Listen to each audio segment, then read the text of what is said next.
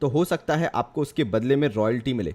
अगर आपके प्रॉपर्टी से कुछ मिनरल्स या नेचुरल रिसोर्सेज निकाले जाते हैं, एक्सट्रैक्ट किए जाते हैं।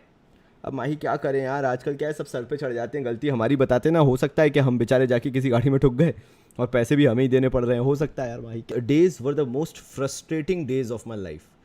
अब आप बोलोगे सरकार वेलफेयर करती है, इंफ्रास्ट्रक्चर के लिए खर्च करती है। I need to have an entrepreneur, I need to have a business mind, जो जानता है कि प्रॉफिट कैसे कमाया जाता है, जो जानता है कि बिजनेस को साथ में कैसे रखा जाता है। चलो भाई, आ गए सबके, नहीं आए बताइए, उपस्थिति दर्ज करा दीजिए। आप सबका इंतज़ार था। कल तक हमने काफ़ी कुछ कर लिया है, आज हम लोग थोड़ा बहुत कुछ नया करने वाले हैं नेशनल इनकम से रिलेटेड। तो बताओ भाई कैसा क्या चल रहा है।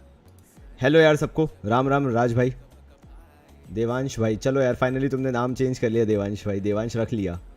अमृतप्रीत प्रेजेंट है। चलो मोहम्मद भाई बढ़िया है यार, बढ़िया। आप बताओ कैसे हो। माही भी आ गई है। रिया हेलो, डेजी हेलो यार, साक्षी गुप्ता हेलो, कैसे हैं। गुड मॉर्निंग कैसे हो गया प्रियांशु यार। काशिश कैसे हैं बताइए, हेलो प्रेजेंट। ओके, तो मैं ये बोल रहा था कि चलो अपन न्यूमेरिकल्स करना चालू करते हैं फाइनली, लेकिन उससे पहले जो बाकी का बचा हुआ था, आधा बचा हुआ था, वो भी कंप्लीट कर लेते हैं। उसके बाद अपन फिर करना चालू करेंगे। तो चलो यार शुरू करें फिर। सब लोग कॉपी निकाल लो और चालू करते हैं अपन। तो कल तक का सबको याद है ना, कल तक क्या किया था। कल बहुत बहुत बहुत मज़े लिए थे मैंने तुम सबके, जितने भी लोग हैं यहाँ पे। कल सबके मैंने मज़े लिए थे, क्योंकि कल जब मैंने तुम लोगों को सैलरीज एंड वेजेस वाला कॉन्टेक्स्ट समझाया था, तो सब इतने थक गए थे कि बस यार अब इतना ही हो गया, अब इससे ज़्यादा नहीं होगा। मतलब इतना ही कर लिया ना, आज बहुत है, आज के लिए तो बहुत ही ज़्यादा है। तो आज मैं उसके आगे करवाना चाहता हूँ तुम लोगों को, और उसी से रिलेटेड आज की अपनी क्लास है पूरी की पूरी। तो सबसे पहले, जैसा मैंने आपको बताया था, अगर हम किसी भी नेशन की नेशनल इनकम की बात करते हैं, अब मुझे कमेंट बॉक्स जो है, जो हमारा चैट बॉक्स है, वो बिल्कुल शांत चाहिए, क्योंकि अब हम पढ़ाई करने वाले हैं, चालू करने वाले हैं। तो भैया सबसे पहले अगर हम नेशनल इनकम की बात करें, तो नेशनल इनकम में अगर हमें इनकम कैलकुलेशन करना है, तो मैं आपको एक चीज़ बहुत अच्छे से समझा चुका हूँ, और वो ये है कि अगर कोई अपना आउटपुट नहीं देता है, अपना योगदान नहीं देता है, या कोई काम नहीं करता है, या किसी भी तरीके से इकोनॉमी में कंट्रीब्यूट नहीं करता है, तो भैया भूल जाओ कि वो इनकम कमा सकता है। मतलब इनकम कमाने के लिए you have to contribute to the nation. ज़रूरी नहीं है आप ही जाके काम करो, ज़रूरी ये है कि या तो आप या आपसे रिलेटेड रिसोर्सेज जो हैं वो काम में लगे रहें। यहीं पे मैं ज़िंदगी की एक सीख देना चाहता हूँ। वैसे तो मैं खूब मिलेनियर्स कोट पढ़ता रहता हूँ, ये करता रहता हूँ, वो करता रहता हूँ, बट एक चीज़ बहुत स्ट्राइक कर गई थी मेरे को जब मैंने ये नेशनल इनकम पढ़ा, बिकॉज मैं इंस्पिरेशन यहीं से निकालता हूँ। क्योंकि लिटरली अगर ये टेक्निकली प्रूवन चीज़ें हैं, तो इनके बारे में कोई ना कोई सही चीज़ या बुरी चीज़ तो होगी ही होगी। तो जब मैं ये चैप्टर पढ़ रहा था, तो मैंने आउटपुट का मीनिंग समझना चालू किया, बिकॉज बिलीव मी, ट्वेल्थ में मुझे, जब मैंने ट्वेल्थ का एग्ज़ाम दिया था, तो मुझे नेशनल इनकम जैसा चैप्टर बिल्कुल नहीं आता था, टू बी वेरी ऑनेस्ट, अगर मैं तुमसे बिल्कुल सच सच बात करूँ तो। फिर जब मैंने इसको पढ़ना चालू किया, आफ्टर ट्वेल्थ मेरा इंटरेस्ट था, मैं लेके बैठा, आउटपुट के दो मतलब निकल के आए मेरे सामने। पहला मतलब मुझे समझ में आया कि यू हैव टू अर्न। ये तो सच्चाई है, और भारत में ये चीज़ बहुत पॉपुलर है, दैट नो मैटर वॉट आपको अर्न करना ही पड़ेगा। ये एक सच्चाई थी। लेकिन उसके साथ जब मैंने आगे इसको पढ़ा, तो मुझे समझ में आया यार कि it's not just about you, it's all about और एज वेल, और भी होता है। फिर मैंने पढ़ा ये और का मतलब क्या हुआ, तो उसमें लिखा हुआ था या तो आप अर्न करो या आपके रिसोर्सेज अर्न करें। इन दोनों में से कुछ भी कॉन्टेक्स्ट होगा, सारी चीजें सही है, मतलब कुछ भी गलत नहीं है। Either you have to earn or your resources have to earn. क्योंकि आउटपुट ये कभी नहीं कहता कि भैया इंसान को ही काम करना जरूरी है। आउटपुट ये कहता है कि आपको फ्रूटफुल होना जरूरी है, आपको इकोनॉमी में कंट्रीब्यूट करना जरूरी है। फर्क नहीं पड़ता आप काम कर रहे हो या नहीं, आप किसी भी तरह कंट्रीब्यूट कर रहे हो इकोनॉमी में, सब चलेगा। जैसे अगर आप काम करते हो तो आप कहलाए लेबर, या फिर आप कहलाए एंटरप्रेन्योर। अगर आप काम कर रहे हो, बेसिकली देखा जाए तो if you are working, either you are a labour और यू आर एन एंटरप्रेन्योर। ठीक है भाई। लेबर का मैं समझा ही चुका हूँ, एंटरप्रेन्योरशिप का मैं समझाऊंगा ही समझाऊंगा। आपके रिसोर्सेज का अर्न करने का मतलब क्या है? या तो आपकी प्रॉपर्टी आपको कमा के दे रही है, that means you are having the land, और अगर प्रॉपर्टी नहीं है तो भैया एक और चीज मैंने बताई थी, और वो थी आपकी कैपिटल आपको कमा के दे रही है। यानी कमाई तो होगी, अब वो कैसे होगी वो आपको देखना है।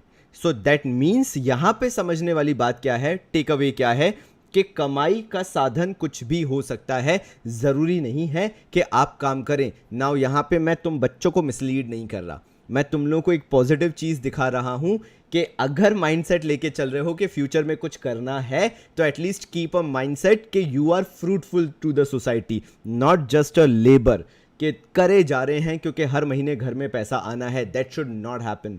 आप ऐसा काम करो कि अगर मान लो कुछ खुदा ना खास्ता ऐसा नहीं होना चाहिए, लेकिन अगर कभी ऐसी सिचुएशन आ जाए that you are not able to work, at least your resources or your investments are earning for you, ऐसा ज़रूर होना चाहिए। तभी बोला गया कि अगर मैं बात करूं फैक्टर्स ऑफ प्रोडक्शन की, मतलब आखिर इकोनॉमी में फैक्टर ऑफ प्रोडक्शंस क्या क्या हैं, या और इसको नाम दिया जाता है what are the factors of output क्या हैं, या तीसरी परिभाषा में जो मेरे दोस्त लोग स्कूल में सुन चुके होंगे, ऐसे कौन से इनपुट्स हैं जिनके थ्रू प्रोडक्शन होता है, जिनके थ्रू आउटपुट होता है, और जिनके थ्रू इनकम भी अर्न की जा सकती है। तो कल की क्लास में मैंने वो पढ़ाया ही था। पहला था लैंड, दूसरा था लेबर, तीसरा था आपका कैपिटल, और फोर्थ था आपका एंटरप्रेन्योरशिप।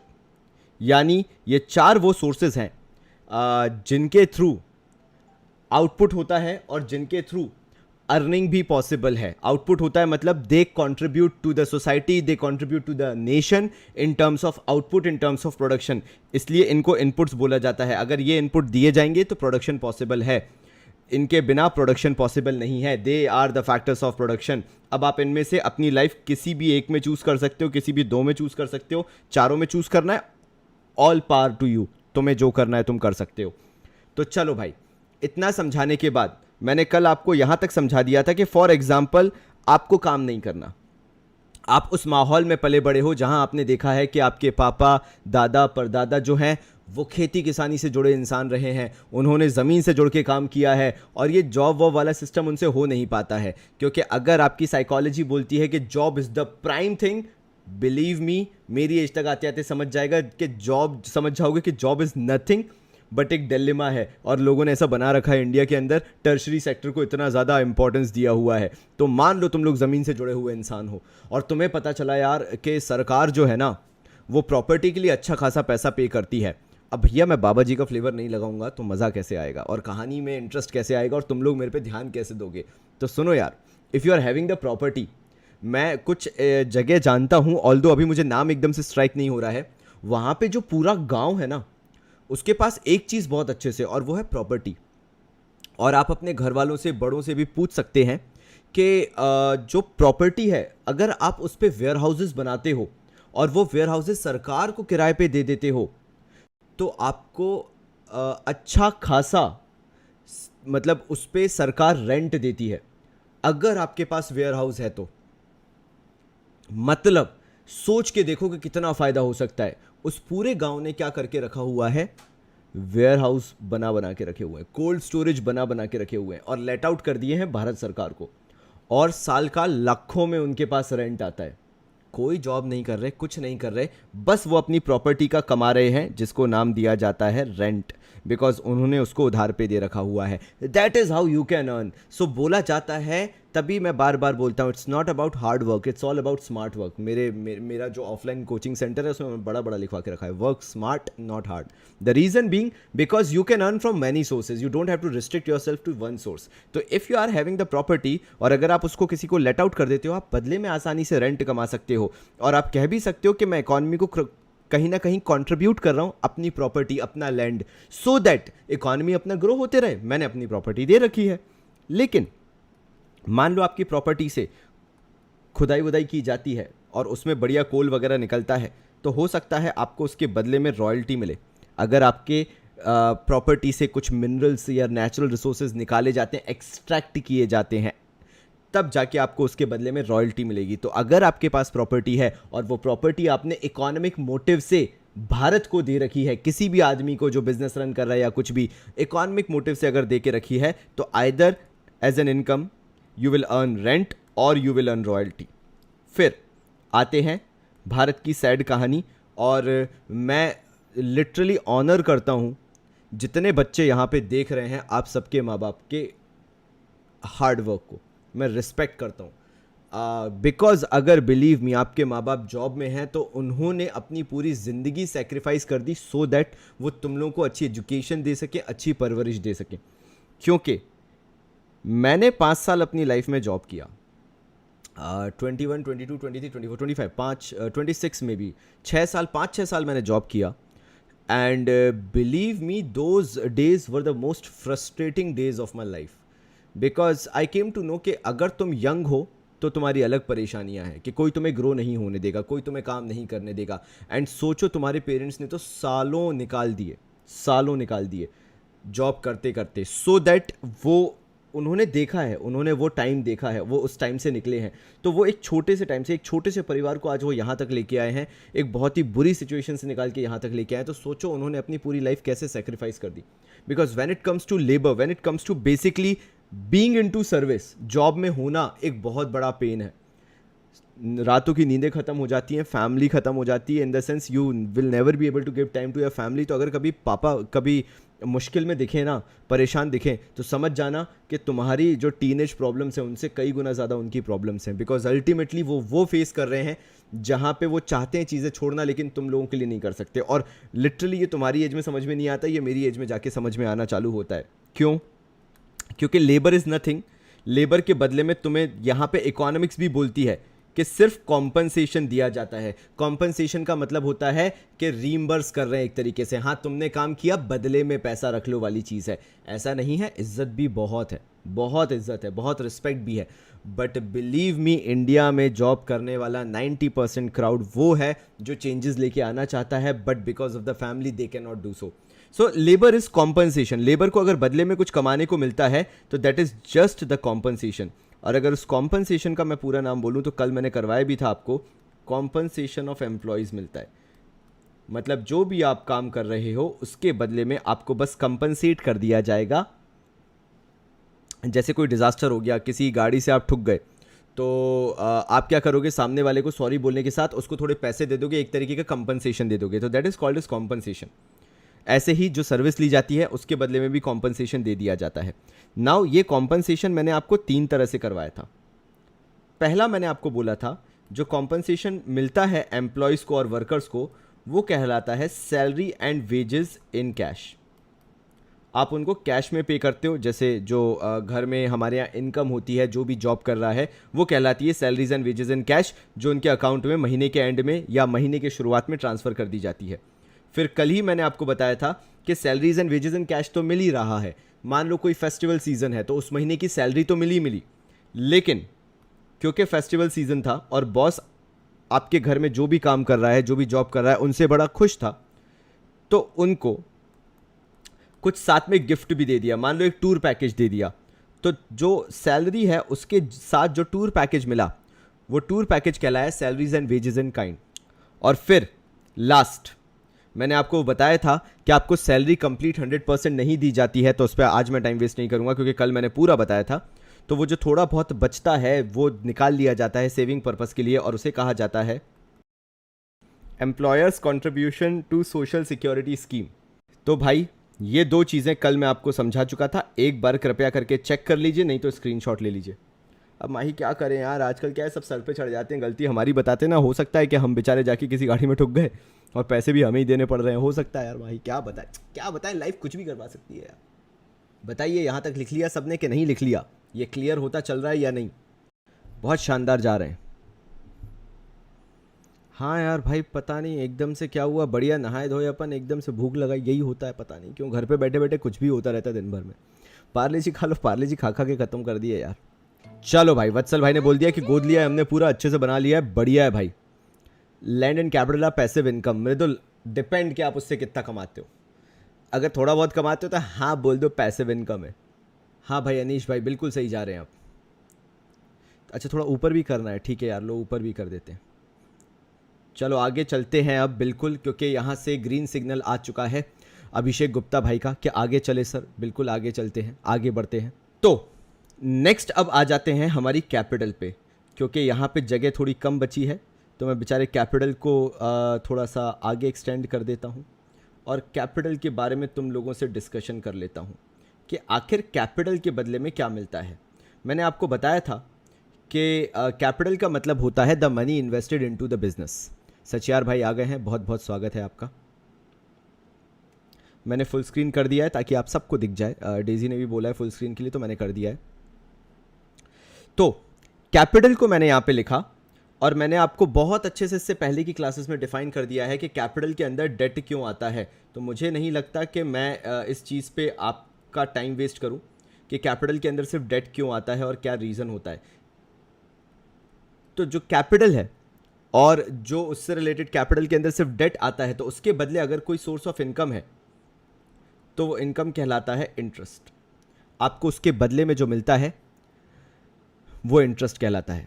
बिल्कुल माही ने बोला है capital is a debt amount in economics, बिल्कुल सही बोला है। और अपन ने लॉजिकली, क्योंकि अपन कॉमर्स वाले बंदे हैं और अपन को लॉजिक सीखना बहुत ज़्यादा ज़रूरी है, तो माही मैंने उसका लॉजिक भी आपको पूरा समझाया था। ऐसा नहीं है कि अपन ने कुछ छोड़ा था, अपन ने पूरा लॉजिक समझा था कि why there is just interest in capital.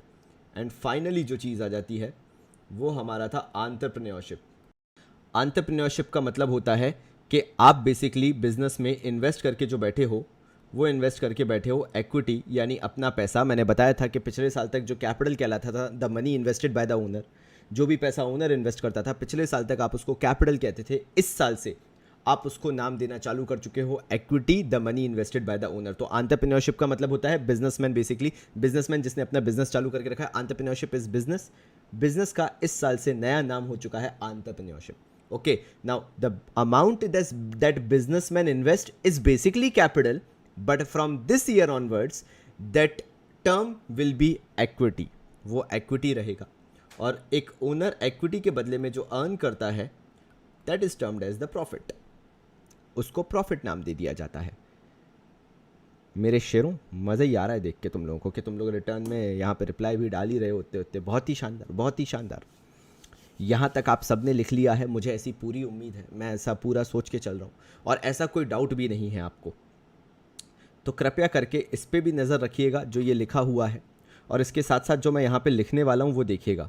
मैं यहाँ पे लिख रहा हूँ भारत की इनकम, क्योंकि जितना मैं आपसे कनेक्ट होके क्वेश्चन करवाऊँगा उतना आपको ज़्यादा समझ में आएगा। ये बहुत ही लॉजिकल चीज़ है कि मैं अगर बात कर रहा हूँ या मैं इनकम कैलकुलेट कर रहा हूँ तो नेशनल इनकम कैलकुलेट कर रहा हूँ। मैंने हेडिंग आपको डाल के बताई थी, मैंने आपसे कुछ भी नहीं छुपाया है। आपके और मेरे रिश्ते के अंदर सारी चीज़ें क्लियर हैं कि मैंने जो टॉपिक चालू किया था वो नेशनल इनकम था।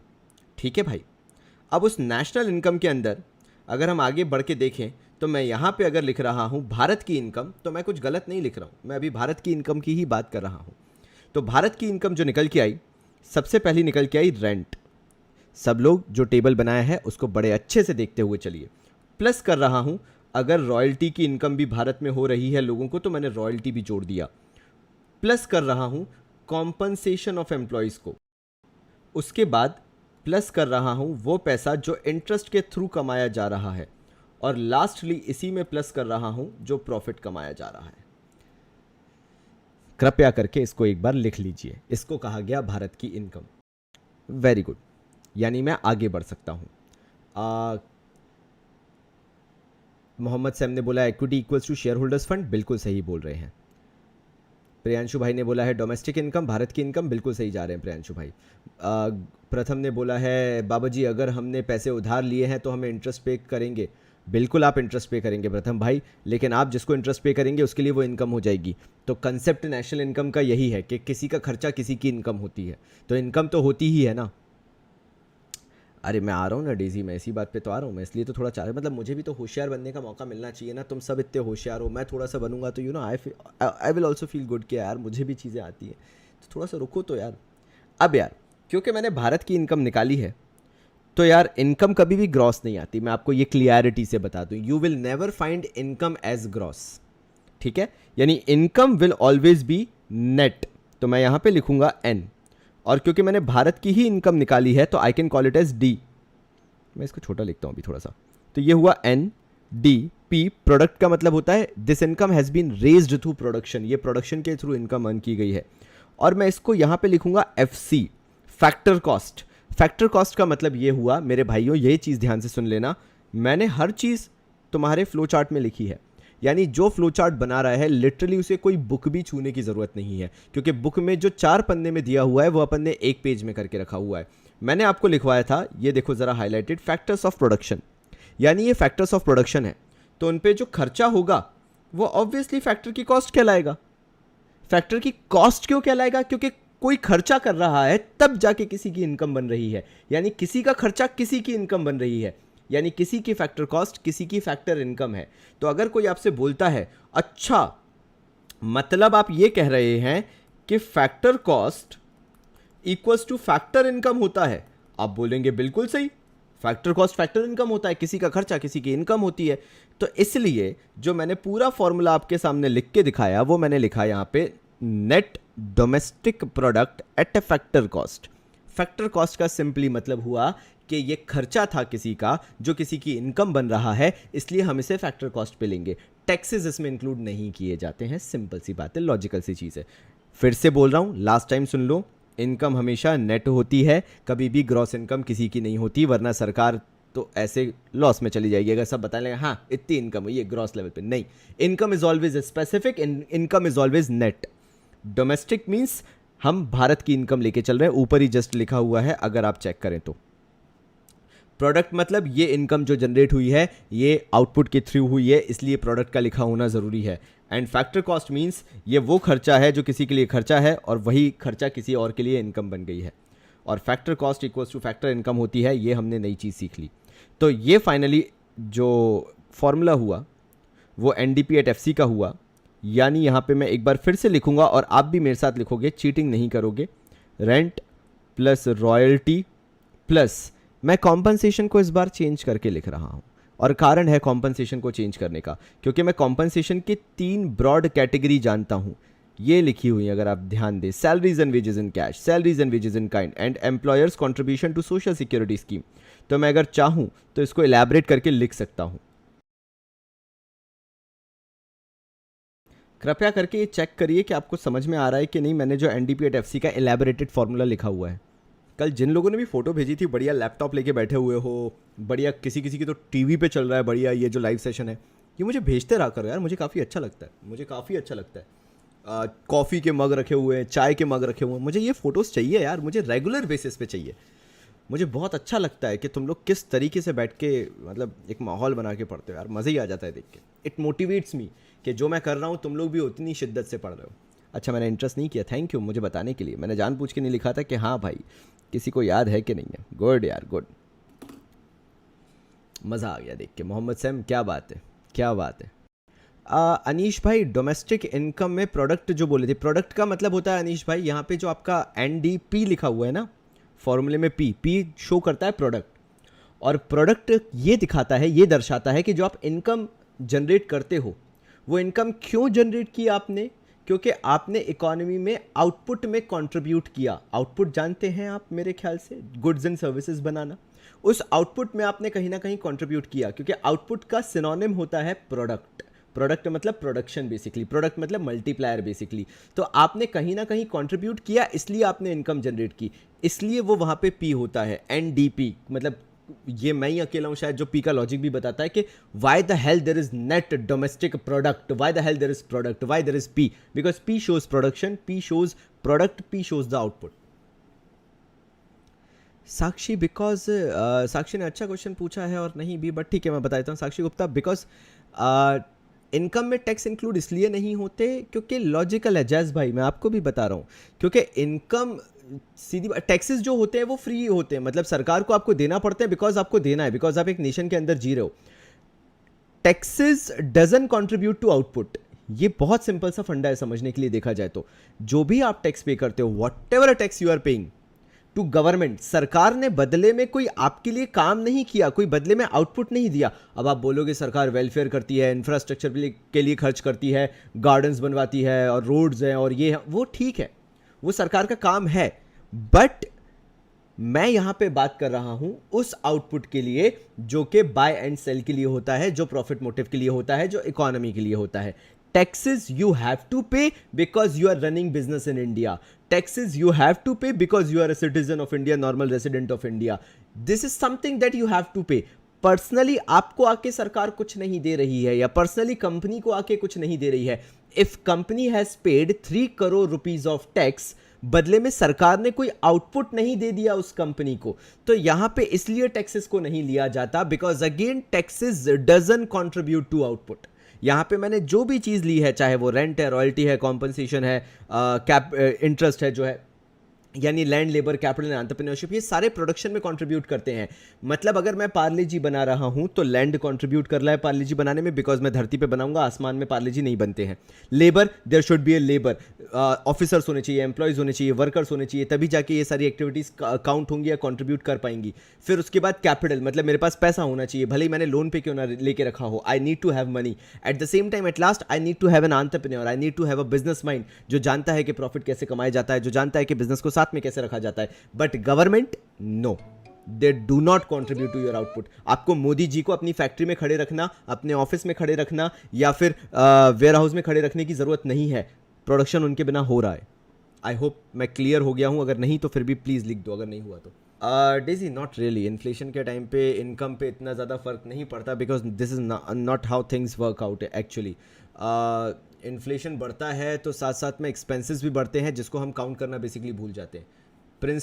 प्रिंस चंद्रवंशी ने बोला है कि इनकम टैक्स तो अपनी इनकम का करते हैं. Welcome to the world of commerce Prince Chandravanshi भाई, because income tax is being paid by both, whether it is a company or an individual. जो इंडिविजुअल पे करेगा वो सिर्फ इनकम टैक्स कहलाएगा, और जो कंपनी पे करेगी वो कॉर्पोरेट इनकम टैक्स कहलाएगा. या कॉर्पोरेट टैक्स आपने जनरली सुना होगा, लेकिन होता वो कॉर्पोरेट इनकम टैक्स ही है. So if company is paying, it is corporate income tax. If an individual is paying, it is just income tax. Very good, सबको क्लियर है. मतलब यहां तक कि एनडीपी एट एफसी का भी आपका फंडा क्लियर हो चुका है. तो मेरा अगला सवाल आपके सामने ये रहा. हाँ, मैं सवाल कर रहा हूँ, ठीक है. तो क्या मुझे आप बताना चाहेंगे कि अगर मेरा भारत देश है, क्या ये भारत देश की कंपनीज जो हैं ये भारत के बाहर, ये मेरा आपसे क्वेश्चन है, भारत के बाहर पैसा नहीं कमा सकती? That is my question. बताइए भाई. Income tax is a direct tax. Riddhdeep सबने कमा सकती है बोल दिया, ठीक है. मैं वापस आ गया हूं तो मैं आपको उसका भी आंसर देता हूं. मेरा नेक्स्ट क्वेश्चन है, क्या एक आम इंसान का, जो भारत का रहवासी है, मेरा फिर से क्वेश्चन आपके पास ये है, एक भारत का रहवासी है, क्या इंडिया से बाहर उसके पास प्रॉपर्टी हो सकती है? क्या इंडिया के बाहर जाके वो लेबरगिरी यानी जॉब कर सकता है? क्या इंडिया के बाहर वो किसी को कैपिटल दे सकता है? क्या इंडिया के बाहर क्या वो एक बिजनेसमैन बन सकता है? अगेन मुझे इसका आंसर चाहिए. बिल्कुल सही है. यानी वो बाहर अगर उसके पास प्रॉपर्टी है तो इंडिया के बाहर से वो रेंट एंड रॉयल्टी कमा सकता है. सही जा रहे हो, बिल्कुल सही जा रहे हो. अगर वो लेबर है तो वही सैलरी एंड वेजेस वाला, मतलब पूरा कॉम्पनसेशन कमा सकता है. अगर इंडिया के बाहर कैपिटल देता है तो उसको उस पर इंटरेस्ट मिल जाएगा. अगर वो एंटरप्रेन्योर है तो बदले में प्रॉफिट कमा सकता है. तो जैसे कि मेरे कुछ लोग जो हैं वो पहले ही आंसर देना चालू कर चुके हैं, तो उनकी खुशी के लिए मैं बता देता हूँ. अगर इंडिया के बाहर, मैं लिख देता हूँ, इंडिया के बाहर से ऐसा कुछ भी पैसा कमाया गया मेरे भाइयों और बंधुओं, ध्यान दीजिएगा, सब कुछ पॉसिबल है. प्रथम भाई ने इतनी पॉजिटिविटी दिखाई है तो मैं कैसे मना कर सकता हूँ. इंडिया के बाहर से अगर आप कुछ भी कमाते हैं तो उसे कहा जाता है फैक्टर इनकम फ्रॉम अब्रॉड. इसको छोटे में बोला जाता है फीफा, फुटबॉल वाला नहीं है ये, फैक्टर इनकम फ्रॉम अब्रॉड. ऐसे ही क्या भारत के मतलब भारत के बाहर के फिरंगी लोग आपने देखे होंगे, जो इंडिया के बाहर के लोग होते हैं, क्या वो इंडिया में आके पैसा नहीं कमाते? क्या मैकडॉनल्ड्स इंडिया में नहीं है? क्या गुची वगैरह इंडिया में नहीं है? क्या KFC इंडिया में नहीं है? क्या बड़े बड़े इंडस्ट्रीज़ जितनी भी हैं इंडिया के बाहर वाली, क्या वो इंडिया में काम नहीं कर रही हैं? बिल्कुल कर रही हैं. तो अगर हम इंडिया के बाहर से कमाते हैं तो फैक्टर इनकम फ्रॉम अब्रॉड. और अगर दूसरी कंपनीज, या दूसरी क्यों लिख रहा हूँ यार मैं अगर फॉरेन कंपनीज, मैं हिंदी में लिख रहा हूँ पूरा, ध्यान देना, इंडिया में आके कमाती है तो उसको बोला जाता है भाई factor income to abroad. To abroad मतलब अब्रॉड वाला लेके चला गया. अगर उसने इंडिया में प्रॉपर्टी खरीद के रखी हुई है तो वो रेंट बाहर लेके जा रहा है, अगर वो जॉब कर रहा है तो वो सैलरी बाहर लेके जा रहा है, अगर उसने लोन दे के रखा है तो वो इंटरेस्ट बाहर लेके जा रहा है, अगर वो उसने बिजनेस खोल रखा है इंडिया में तो बाहर प्रॉफिट लेके जा रहा है। मतलब टू अब्रॉड मतलब अब्रॉड में गई। तो एक वो जो हम बाहर से कमा रहे हैं, एक वो जो यहां लोग आके बाहर पैसा लेके जा रहे हैं। तो इससे हम निकालेंगे भाई net factor income from abroad. Net factor income निकालेंगे कि भैया हमने बाहर से आखिर पैसा कितना कमाया। ये वैसे मैं अगर आपको बता दूं तो ये फीटा कहलाता है मेरी लैंग्वेज में, FITA, factor income to abroad. देख लीजिएगा भाई, FITA लिखा हुआ है मैंने ये। तो net factor income from abroad कैसे आई वो भी मैं आपको बता देता हूं। हम लिखेंगे फैक्टर इनकम फ्रॉम अब्रॉड और इससे माइनस कर देंगे फैक्टर इनकम टू अब्रॉड।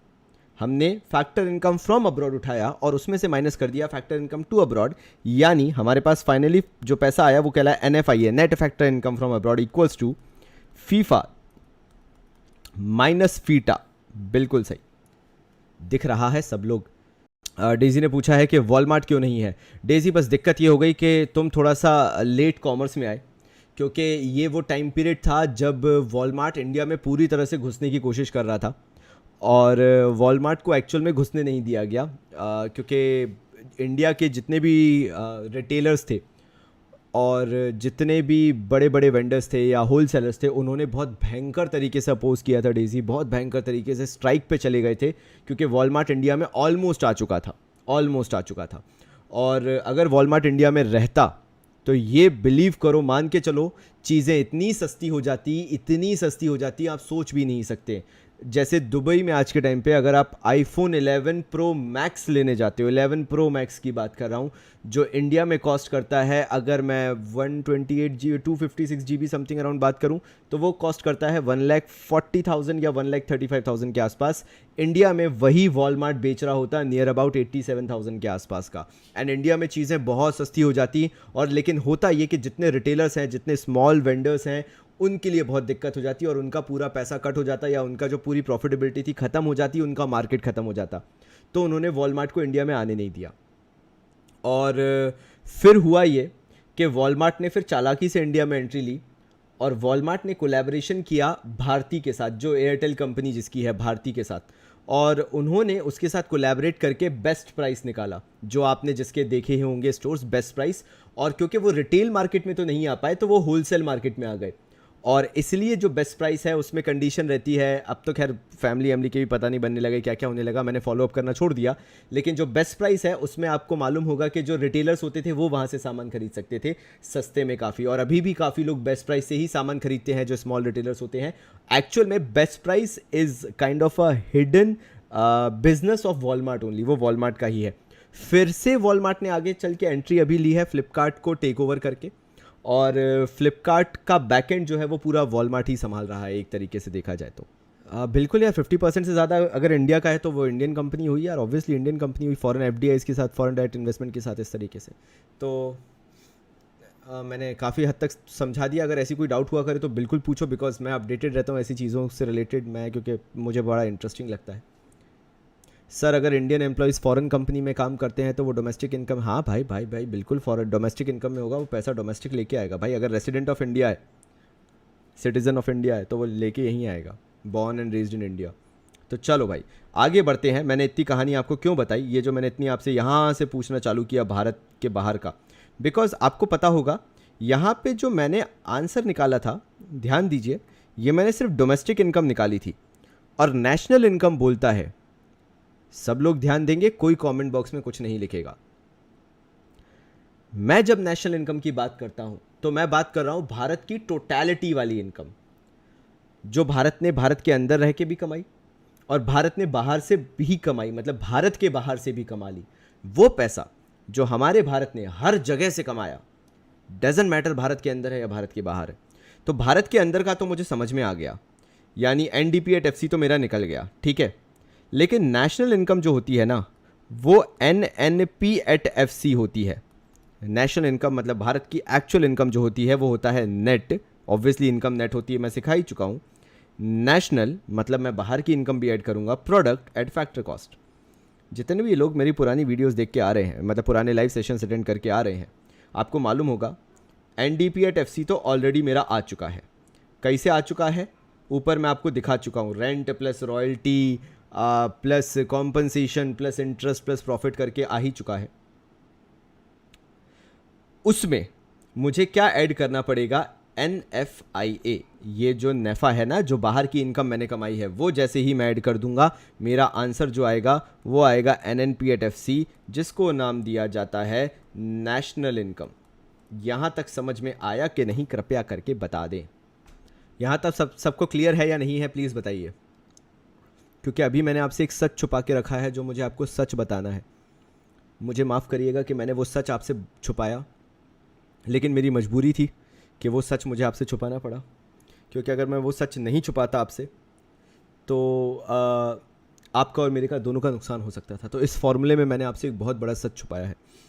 अगर आप तैयार हैं वो सुनने के लिए तो प्लीज़ लिखिए हाँ बोलो, ताकि मैं आपको वो सच बता सकूं। हाँ यार साक्षी, घंटों की मेहनत है, इसलिए तुम्हें वो क्लास ईजी लग रही है यार, मैं बता रहा हूँ, मैं बहुत घंटों की मेहनत है ये मेरी।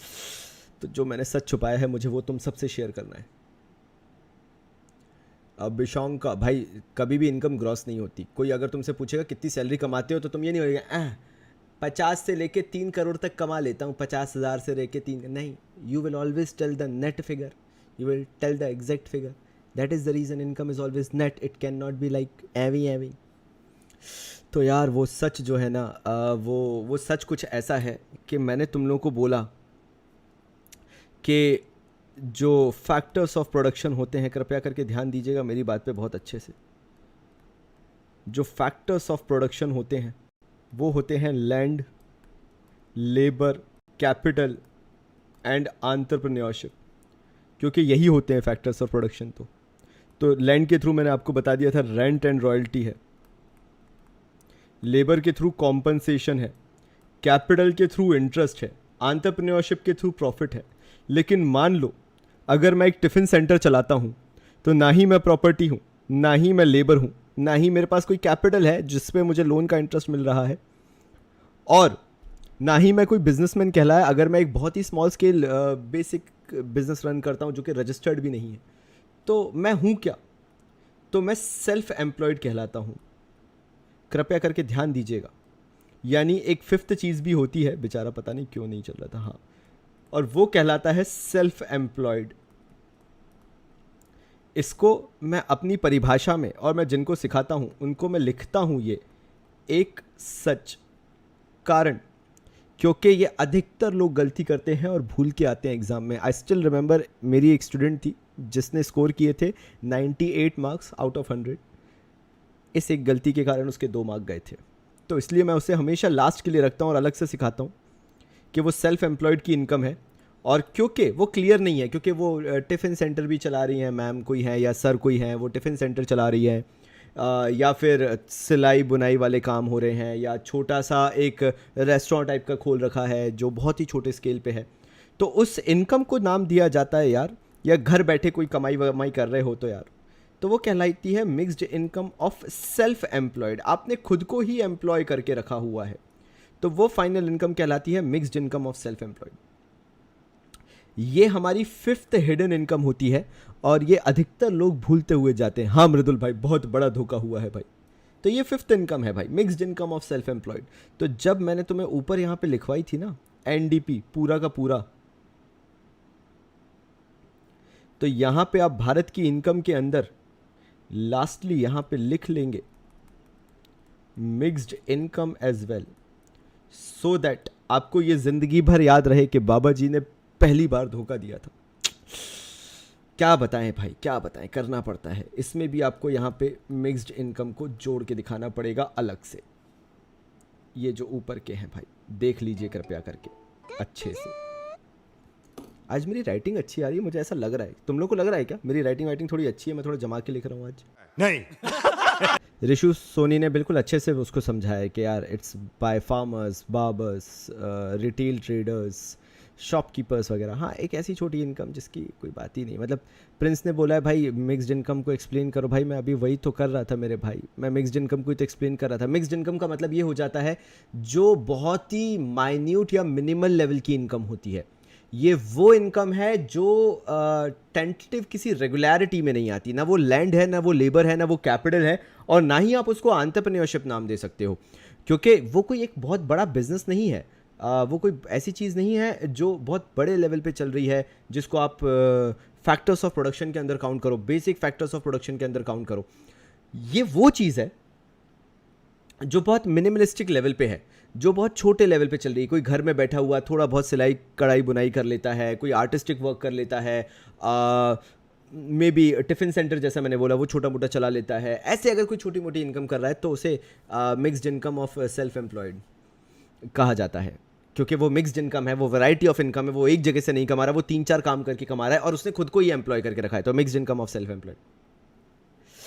पार्ली जी वाले बोल रहे बाबा जी अच्छा नहीं किया, धोखा दे दिया। अनुरीत बोल रही कोहिनूर से ज़्यादा खूबसूरत राइटिंग। अरे वाह वाह वाह, बस मैं आज पूरी रात लिखने वाला हूँ। अब तो मुझे मेरे बच्चों ने बोल दिया कि मेरी राइटिंग अच्छी आ रही, बस मैं चौथे आसमान पे चढ़ गया हूँ। वैसे क्लाउड 9 होता है बट ठीक है।